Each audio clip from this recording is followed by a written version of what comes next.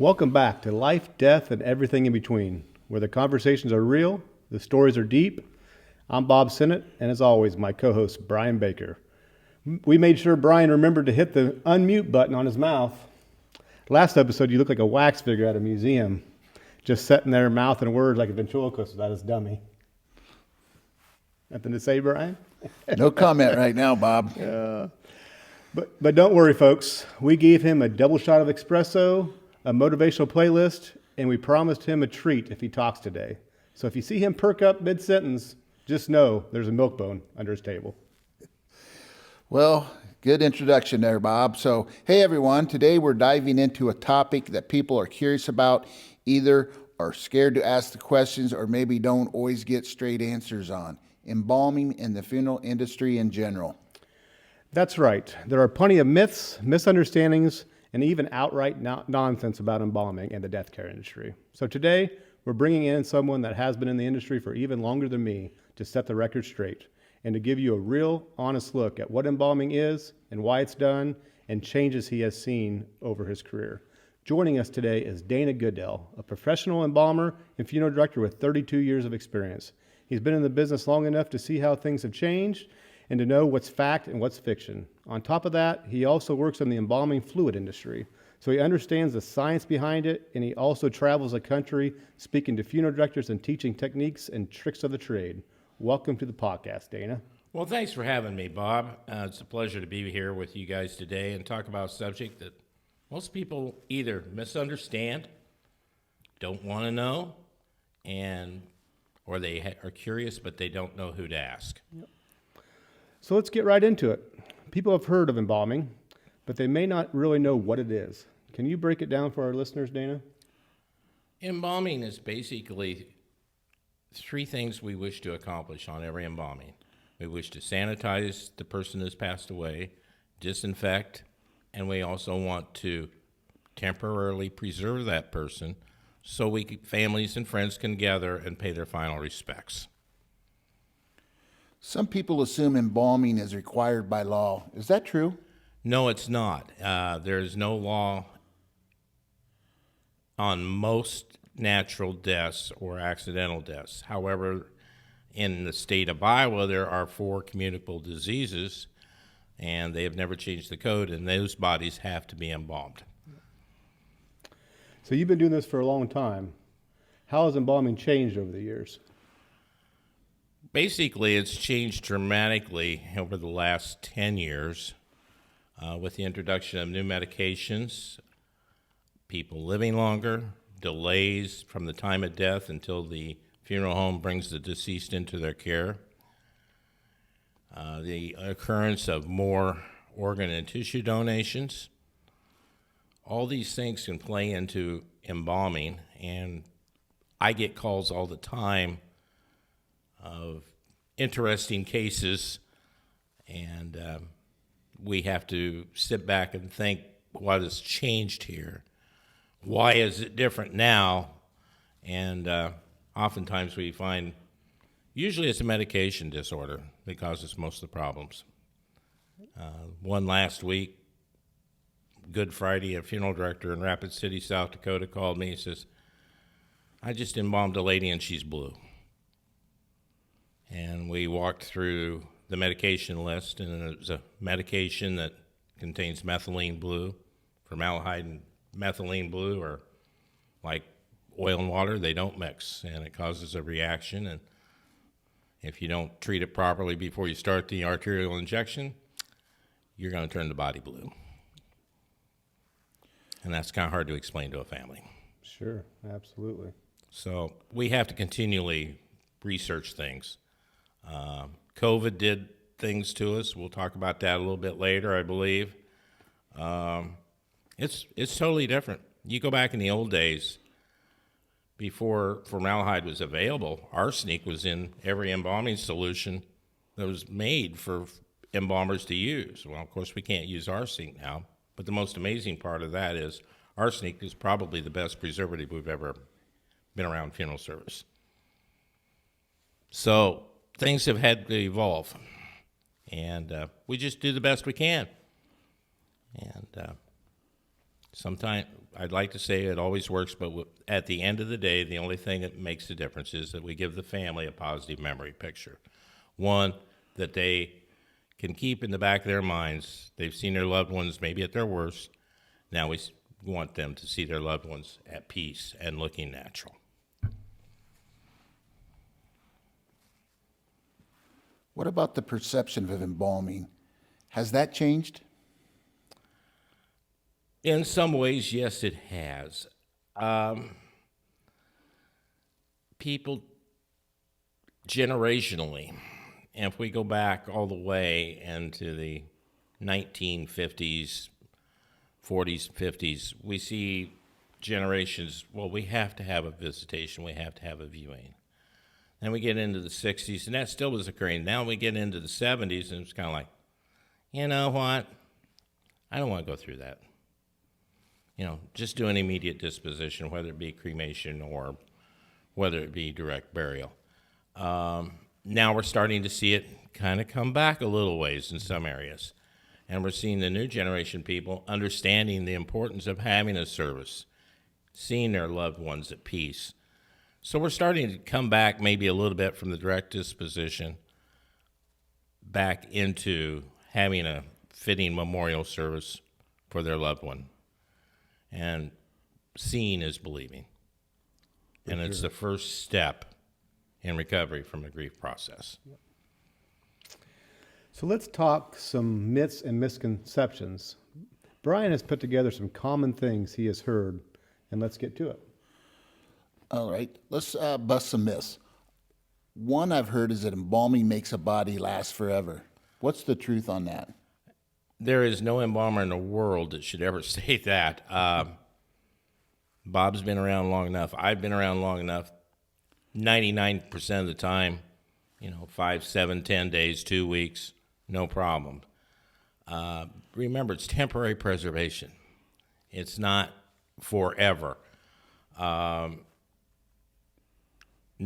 of the time, I have no worries. But that 1% of the time, I couldn't wait to get the gasket closed, and I'll be honest. Another one I've heard many times, a body has set up after being embalmed, or people have seen body parts move. Surely you've heard that one before, haven't you, Dana? I've heard that, both of those before. As far as sitting up, when that happens, I'm leaving the room, and I don't care if the door's open or closed. I don't blame you. I won't be back.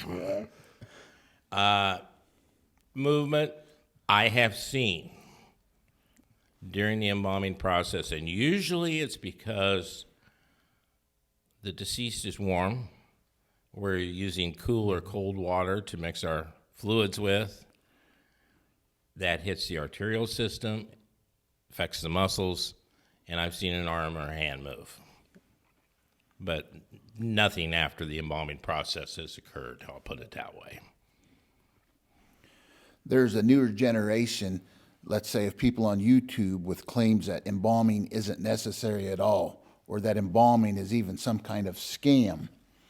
That funeral home pushes it to make that the funeral home is pushing it to make more money. What do you say about that? Completely untrue. Okay. How does that sound? Yeah. I know some of the people that are saying those things. Most of them are from the western part of the country, we'll put it that way. I've heard lectures on why it's not necessary, and et cetera, et cetera. Most of those people that I have found, they have very little experience with funeral service, and let alone embalming. And actually, most of them probably couldn't embalm their way off a paper sack. Good answer. So, Yep. So, folks, before we continue, we want to take a moment to recognize our paid sponsor who helps make this podcast possible, Embalmer Supply Company. Their support means a lot to us, and they've been a cornerstone in the funeral profession for years, providing high-quality products and unmatched service to embalmers and funeral homes nationwide. Let's hear a quick message from them. For over 135 years, Embalmer Supply Company, known to many as ESCO, has been the gold standard in embalming chemicals and prep room solutions. Since 1886, they've built a legacy on quality, consistency, and trust, supporting funeral professionals with products that deliver every time. From arterial and cavity fluids to specialized instruments and prep room essentials, ESCO offers everything you need to serve families with care and professionalism. Their commitment to the embalming profession runs deep, and they're here to help you do your best work. Need help finding the right products for your area? Just give Dana a call. He'll connect you directly with your territory sales rep and make sure you're taken care of. Call 1-800-243-6104 or visit embalmers.com to learn more. Embalmers Supply Company, where tradition meets excellence and service is always personal. Let's talk just a little bit about the science side, but not to confuse our listeners too much. Dana also is a national sales rep for ESCO. Tell us about the history of ESCO and what they do. ESCO is a 5-generation family-owned company. Been in business since year 1886. Wow. So we've been around a while. I haven't been with the company that long. Please understand that. Basically, 3 things I'd like to highlight. Number 1 is ESCO is the first company to establish a freestanding mortuary school in the United States. It's still in existence today. It's not owned by ESCO, but it's McAllister Institute in New York City. Oh, wow. I did not know that. Yeah. We were the first company to introduce plastic bottles. Formerly, fluids always came in glass bottles and had to be in wooden containers to keep them from leaking and that type of stuff. We introduced the first interlocking caps on fluid bottles, so you don't have to have a seal on them. We continue to evolve and research our products, compare them to some of the others on the market. We try to find something that works. We do some field testing before we release anything with trusted embalmers throughout the country. We have found other uses from some of our other chemicals that nobody had ever researched before. I stumbled across one myself, and I'm going, I don't know how to use it. I started messing with it. Now I wouldn't be caught without it. So we just continually keep improving our products, our customer service. We got a new website. Hopefully it's up by now at embalmers.com, which features all of our products. You can see the uses of the products, what our suggestions are. Take a tour, complete tour of company headquarters from the upstairs office all the way through the manufacturing process. See how it's done, see how products are made, and meet the people behind the scenes. So we have continually tried to evolve. In 1975, we purchased the Portaboy company from the Turner family in Cedar Rapids, Iowa. Very few people understand that the original Portaboys were made by John B. Turner. Now, explain to our listeners what a Portaboy is. Portaboy is an embalming machine that's been around for forever. It's what I use. Yeah, and they'll outlast Bob and me put together, I'll put it that way. But it's just been the mainstay of the industry, and we have made some changes on them. We've updated the big unit, the Mark V, and now we can increase pressure with that to basically whatever you want. We've just done all sorts of things behind the scenes, and 2 years ago we purchased a hydrochemical company, which was a mainstay in the Northeast, not so much known in the Midwest. They had some very, very good products and unique products, and we have taken on their product line as well as our ESCO line, as well as our Goldcrest line, and Portaboy. So we stay pretty busy. Sure. Dana, what goes into making a good embalming fluid? Basically, you want surfactants, wetting agents. You want a preservative fluid. We use mainly formaldehyde and alcohol. However, some of the Goldcrest chemicals do have some glutaraldehyde in them as well as the formaldehyde. It also, basically the most important thing is to remember there's, in every bottle of embalming fluid, 16-ounce bottle, there's 3 to 4 ounces of water. Okay. So and the purpose of the water in the embalming fluid, and also the additional water that we may add to the embalming machine, is to act as a carrier for the preservative fluid into the cells of the human body to make sure we get complete, thorough disinfection, sanitation, and preservation. For families who are considering embalming, what do you think they should know before making that decision? I think they should know that the procedure is carried out much like a surgical suite in a hospital, that their loved one is being treated with utmost respect and dignity during the process, that we don't harm them in any way. We are just allowing them, by introducing chemicals into the human body, to help preserve and to give them that positive memory picture that is so important to anybody that is going through the death of a loved one. I've been on both sides of it. I've been on one side of the desk as a funeral director and embalmer. I've been on the other side as a family member. To tell you the truth, I have kicked myself in the rear for the last 22 years that I did not embalm my own father. And I was mortified when I saw him laid out in the casket. The best thing I can say about that is my wife was with me at the time. We walked into the chapel, which is about 30 feet from the door. My wife says, "Well, we're in the wrong room. That's not your dad." We'd been married 20 years at that point in time. It was Dad. Wow. Yeah. And therefore, some changes were made. And I think the best thing I can say about that is 3 weeks later, I was sitting at breakfast with my mom one Saturday morning. She looked at me and she says, "Were you happy with your dad's funeral?" And I said, "Well, do I tell the truth? Do I lie? You know, what do I say?" And I finally said, "No." She said, "Neither was I, and if you take me there when I die, I will come back and haunt you the rest of your life." So you listened. And so she did not go there.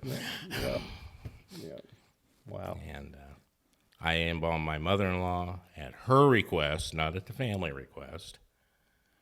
And I remember the reaction of my wife and my son and my wife's sister when they went in to see her for the first time. They said she looked like she did 33 years ago. And that's nice. Mm-hmm. And she was suffered from cancer for over 4 to 5 years. So it can be done. Sure. And I want that positive memory picture for every family I serve. If it's not my family, I don't care. Everybody gets treated the same. That's what we strive for. Yep. So, let's go back in time just a little bit. Okay. 2020-ish, the COVID pandemic first starts hitting the United States, and it's all over the news. It brings many changes to everyone's life. Let's talk a little bit about how it changed for us embalmers. Starting with the beginning stages, the whole country had fear, but how about an embalmer's perspective and the unknown at first? For instance, I can just remember getting the first call at a nursing home. We were all told you better completely suit up in PPE gear. I looked like an astronaut walking into that facility. All area funeral homes were curious. They saw I had one of the first embalmings in the area, so I started getting calls asking questions about what I did and how I handled it. I can personally say after that first scenario and then hearing stories from some of the other directors in the area and what they were doing or not doing, I told myself right away that I signed up for this and we were going to give everyone the same dignified farewell regardless of what was going on in the world. Dana, what can you tell me about this? It was a very interesting 18 months.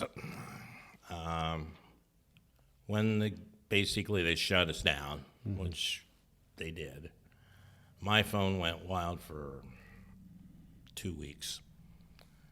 What do you, I need this, I need that. And I kept saying, let's just slow down here a little bit. And you don't need all that. We are supposed to wear PPE every time we embalm, and we'll probably all lose our licenses about this, but I've been known to embalm in scrubs many, many times, and I'm still kicking.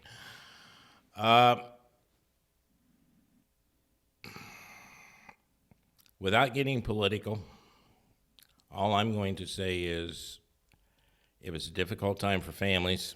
It was a difficult time for funeral homes. I had a service scheduled for the day that the government said, you're done, you can't have more than 10 people in the funeral home. The obit's been in the paper. We had visitation the day before. Family calls me at 7 o'clock in the morning. What are we going to do? And I said, we're going to have a funeral. Just show up. There's probably over 200 people there. Wow. I was reported to the health department and the police department that we had a big gathering. The police department said, we're not going to worry about it, just go. Health department came in, and I said, what are you going to do? Put yourself in my shoes. It's been scheduled. The family deserves this closure. Tell me what I did wrong. Well, you're not supposed to have more than 10 people in the building. And I said, I guess I only counted 10. And so that was the end of that. As far as embalming, how do I nicely put this? There has been a large occurrence of interesting clotting factors that embalmers have noticed, including myself. Some of them, things I saw were completely never seen before. I've consulted with other embalmers throughout the country, and we all had the same reaction. I know during this time I called you because I had the same thing. White fibrous clots, which is not normal clotting of the blood. Elastic-like, discolored.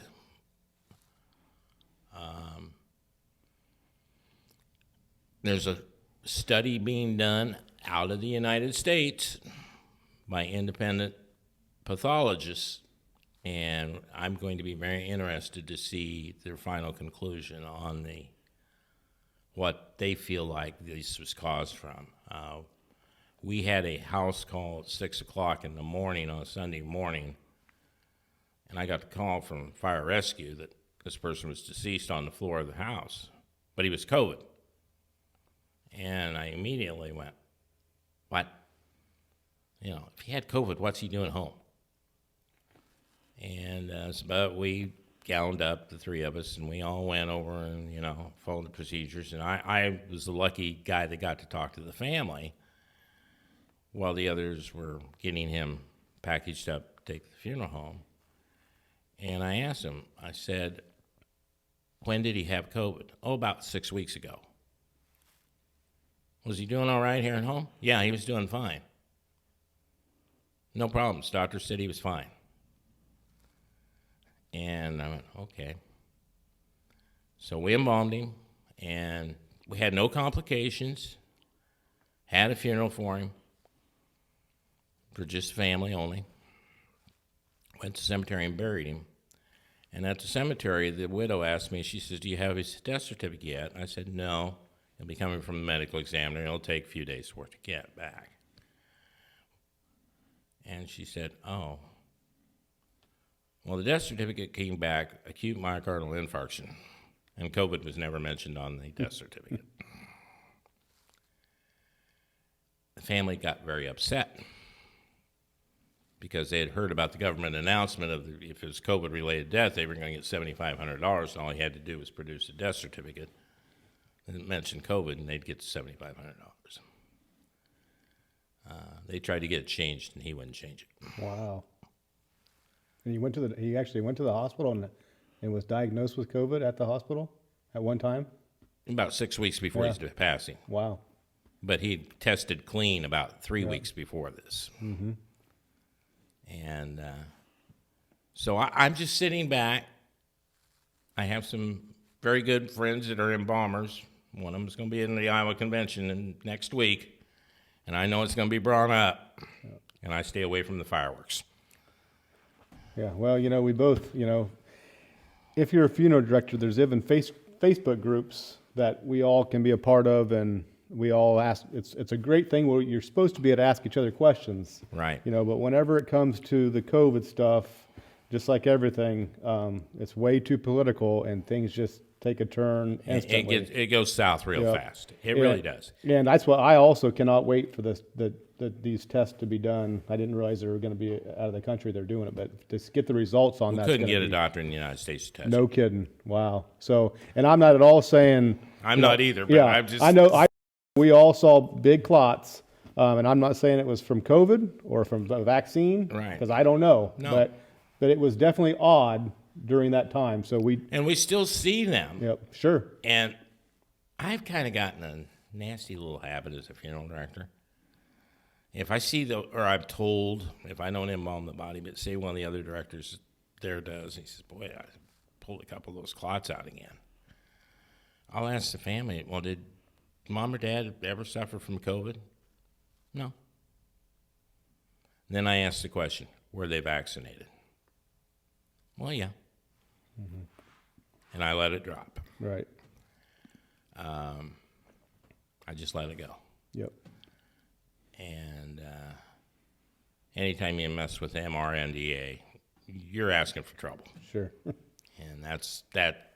I went to my own personal physician for my Medicare check that I go once a year for. And I was sitting there, and he had COVID. I knew he did. And I said, Bryce, do I need to take a COVID booster? And he looked me in the face. He says, number one, do you want to live or do you want to die? I said, well, I'd kind of like to stick around for a while. My life insurance is still good. And he said, there's a reason this clinic does not administer COVID vaccinations. And that was the end of the conversation. Wow. So I think he saw the light, shall we say. Yep. Interesting. Mm-hmm. Yep. Well, Dana, this has been a great conversation, and thank you for taking time out of your busy schedule. Where can people connect with you if they have more questions? Well, basically, they can contact me through the Embalmers Supply Company. We have a website. It's called embalmers.com. Hopefully, the new one's up by now. It's supposed to be published today. It wasn't up 15 minutes ago, but it might be by now.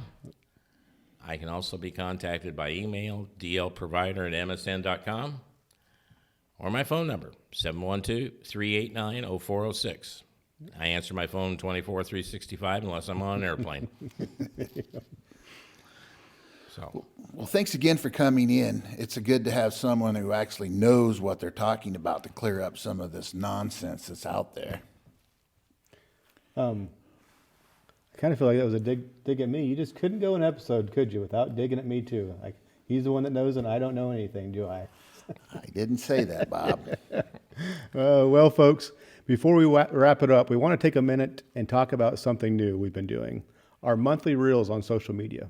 You've probably seen a few of them by now.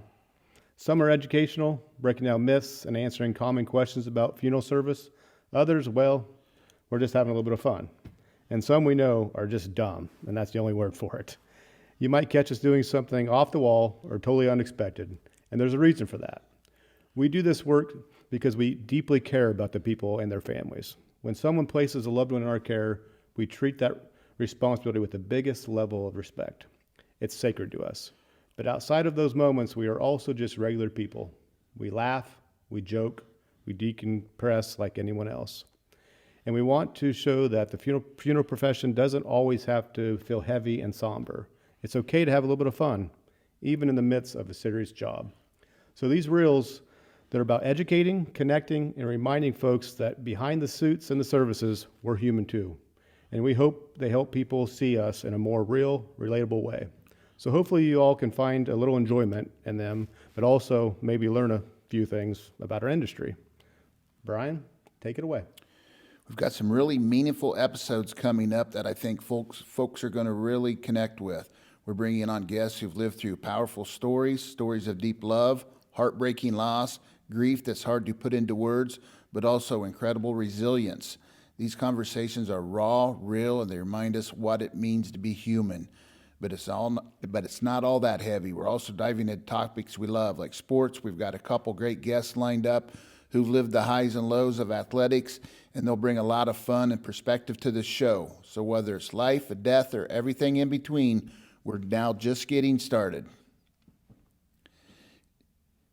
If you found this episode helpful, please subscribe to the podcast on Spotify or YouTube at Life, Death, and Everything in Between. Follow us on TikTok, Instagram, or Facebook at Senate Funeral Home, and please share with all your friends. If you'd like to be a guest or know someone that you think would be a great, hit us up. We'd be glad to get them on. Lastly, we'd like to give a shout out to our behind-the-scenes wizard, our producer, Abigail. She is also the one that keeps us in line when we're getting into the gray area too much. You can catch our next episode a month from now, but tune in to our May Real series, which will be Myths vs. Reality Mondays and Rapid Fire Fridays. And remember, life's short, death's certain, and everything in between is worth talking about. See you next time.